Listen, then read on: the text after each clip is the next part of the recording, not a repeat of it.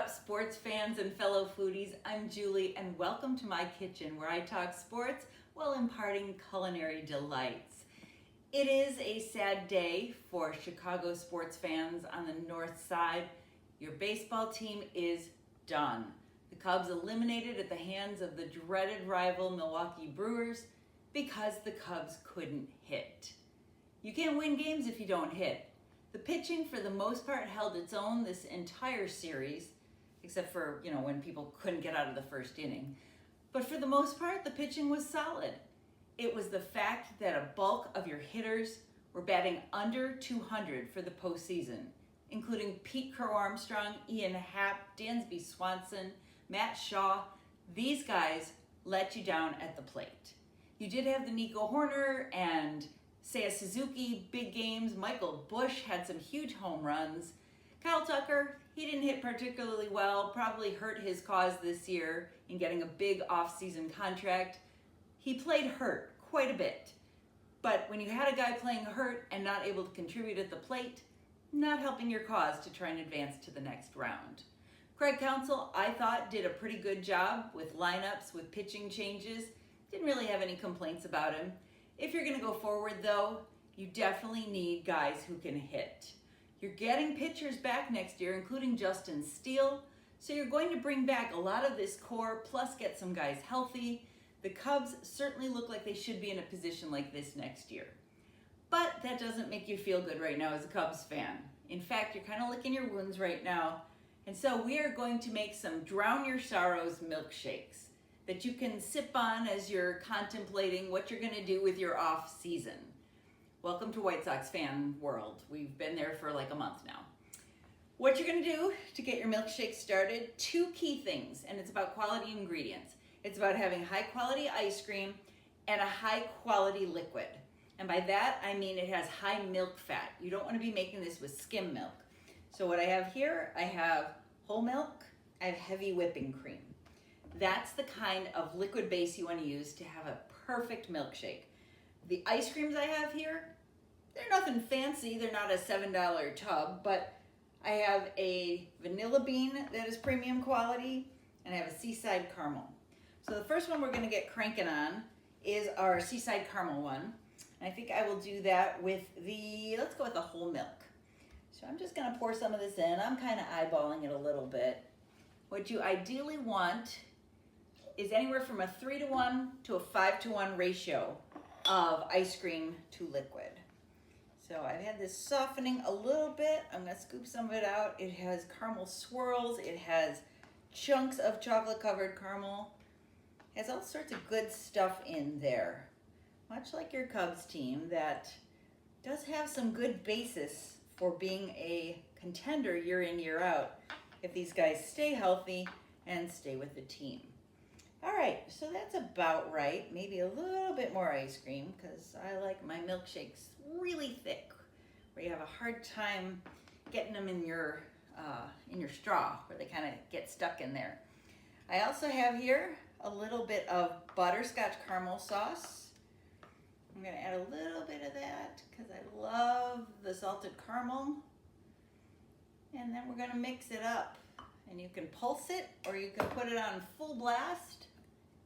I kind of like to pulse it because then you get a little control. You don't have to go full speed. So we're going to just do a little bit of pulsing on here.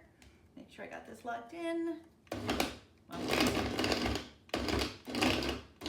All right, as you can hear, it's definitely assimilating all your ingredients together. I'm going to go high for a second here. Chopping up my chocolate a little bit.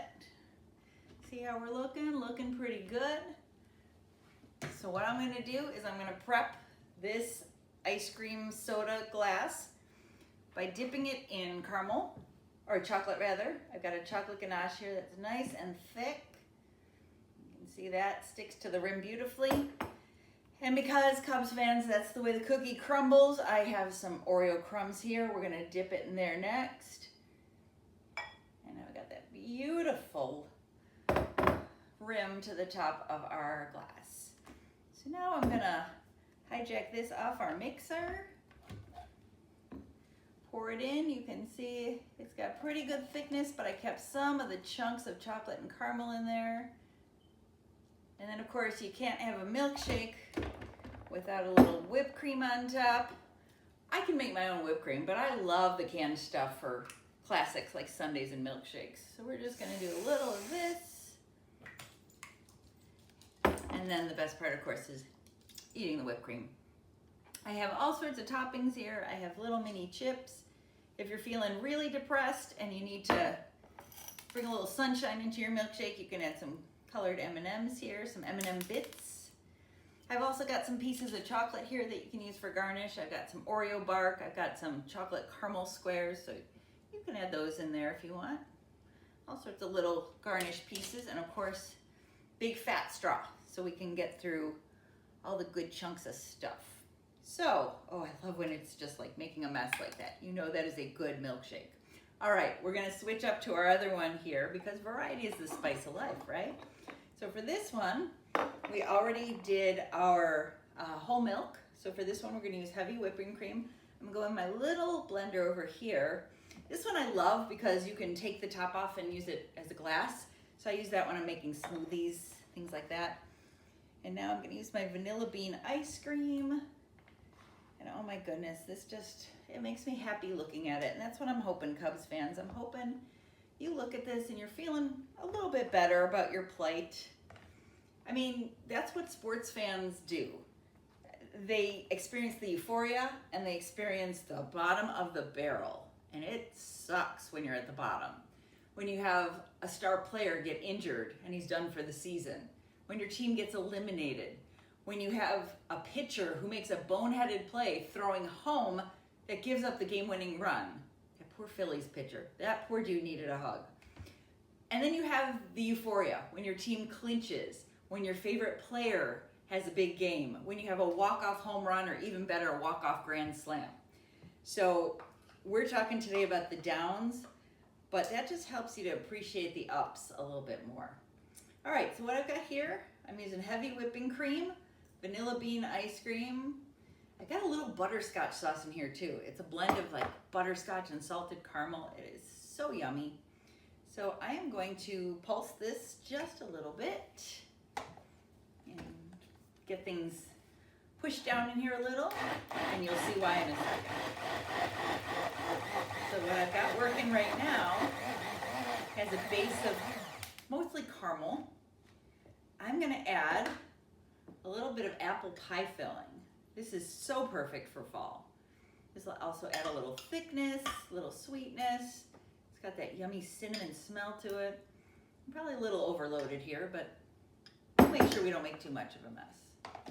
I'm the one who has to clean it up, so it's okay. So I'm gonna pulse a little bit more, try and get my apples to come down there a little bit.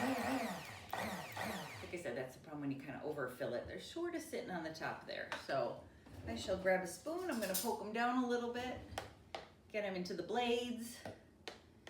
And oh my gosh, I can smell the apples and the cinnamon. And this just screams fall. So we will give this a few more blitzes. Get those apples incorporated a little more. And this one, again, I'm gonna drink this one right out of my blender cup. You can see the nice caramel swirls on the sides. I'm going to do the whipped cream on top again. A little bit of different garnish on this one. Get the whipped cream. And then we're gonna add a little cinnamon. Just a little sprinkle, or a lot sprinkle. I'm gonna add some of my butterscotch caramel on the top. Oh my gosh, it's so pretty looking. And then I'm gonna stick in a few of these little graham cracker cookies. These are great. These are just like a generic brand I find at one of our local grocery stores. But they're perfect, they're adorable, and they make great little garnish there. So there is our apple cinnamon. It's kind of like an apple pie milkshake. Now, if you are above drinking age and you've really taken this Cubs elimination hard, go ahead and add a creamy liqueur. I love Kahlua, I love Bailey's, These can give you a little added boost if you're an adult and you're sitting there thinking, this ice cream and whole milk stuff isn't doing enough for me. So anyway, we've given you some options here to drown your sorrows. I know it's not easy, Cubs fans. I know you're going to have to hope for the Bears to distract you. If the Bears are good, then maybe you bounce back a little bit quicker from this. And the off season, just around the corner, I'm sure Jed Hoyer is already debating what he's going to do this winter. But hang in there, Cubs fans. I know you guys know the phrase, wait till next year. Decide who you want to root for in the playoffs. I won't blame you if you don't want to root for the Brewers. They raised the L flag on the field when they eliminated the Cubs. Kind of rude. So the playoffs should be good. Your team's not there, but there's still been some good games. So find a reason to watch and find a drink to enjoy while you're watching those games. Drown your sorrows, guys. I'll see you next time when hopefully we're talking about some winning sports. Maybe those Bears on Monday Night Football. All right, guys, thanks for joining me. I'm Julie. Thanks for being here in my kitchen. Cheers.